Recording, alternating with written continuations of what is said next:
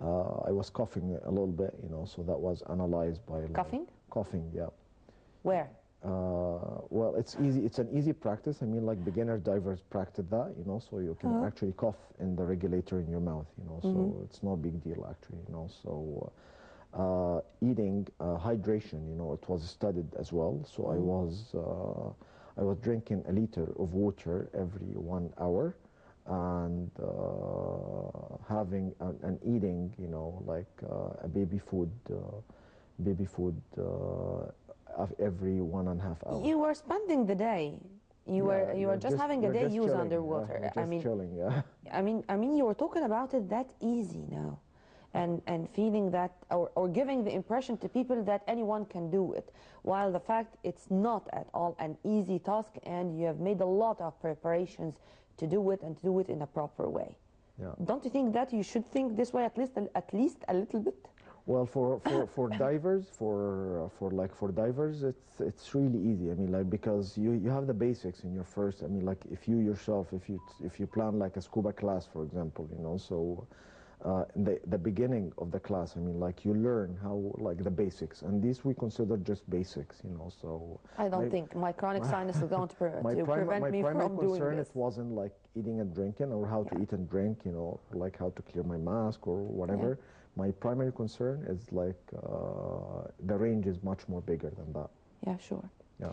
After the short break, we're going to continue with Ahmed's journey. Stay tuned only on Nile TV International. I should have a deep breath. He is talking about it as easy, and for me, this is not the story. Stay tuned.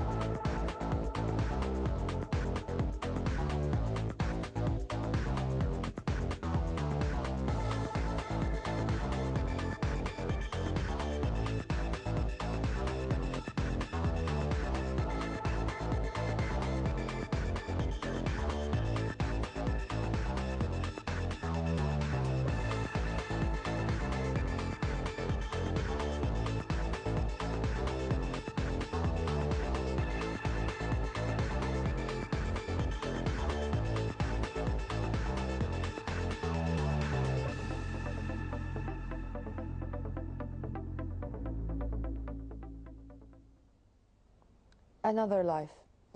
Ahmed, after 17 years, this is far from the sport.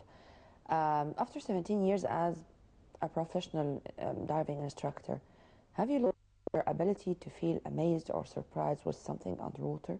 Well, this is a problem with everyone in general. They stop being amazed, you know. That's why the world is ruined, you know. So I think you should be amazed every day, from the sunrise till the sunset, starting from the sunrise till the sunset. No, I mean, whenever we are watching the corals, I mean, I mean, numerous creatures, something which you can never count, or oh, I've seen this before. Every time there's something new. For you, is it the same case every time there's something new, or no, not anymore? Always life is always in details, you know. So with every single move is a detail, is another detail, including the time, including the place. Even it's repeated 1,000 times, there is always something different. We do have some footages here, if you comment on them. So this is the whole team. They are preparing for my dive site. This dive actually, it was a 200-meter dive. So these are the tanks on the stage, you know. So like these tanks are ready at certain stop. This is my deepest support diver actually, and this is. I'm using this rope to go down, and the other one, this is the decompression ladder, so I can rest on it, you know, during my longest time of the dive. So I go first. What happened is that I go first, and then my support divers go behind me. This is my deepest support diver, you know. So and then they start like to keep me company from one to the other one. Have you made rehearsals? I mean trials before. Yeah, of course. I mean, like not to this depth. I mean, like it's. I did 20 main training dives. You know, like included in the past year. Have you considered them trials or serious attempts? No, they are not trials. I mean, like the trial day, it was one day and that's it. Yeah. Know? So we decided on that day and that's it. You know, so they are the same. I mean, like that we have the same feeling. It's like kind of simulation with every time. You know, like kind of acceptance as well. I mean, like you accept. I mean, like the way you go down. Accept the color change, accept the color change. It's getting darker down, you know, at the depth, you know, so it's completely dark, you know. So completely dark. I mean, and because of this, I was asking about colors. I think colors would disappear completely whenever you're talking about those depths. Of course, I mean, like you start like very bluish, and then black and white, then like reddish first, and then black and white, then only black. Then only black, exactly, exactly. Yeah, exactly. Let me return a little bit back to the location and the choice of the day. Yeah.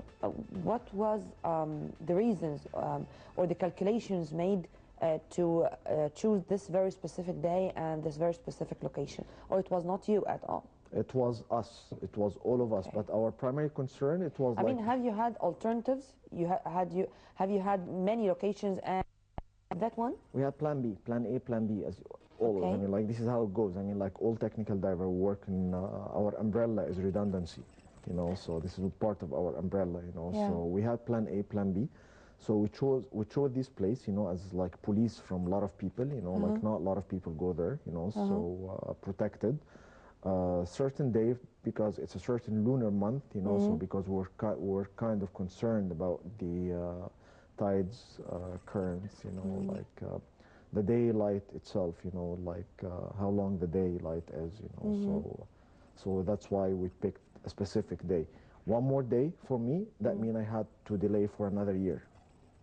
A year? A year, exactly. I delayed my dive actually I postponed my day, you know, for at least 5 times, 4 or 5 times, you know. So because of this?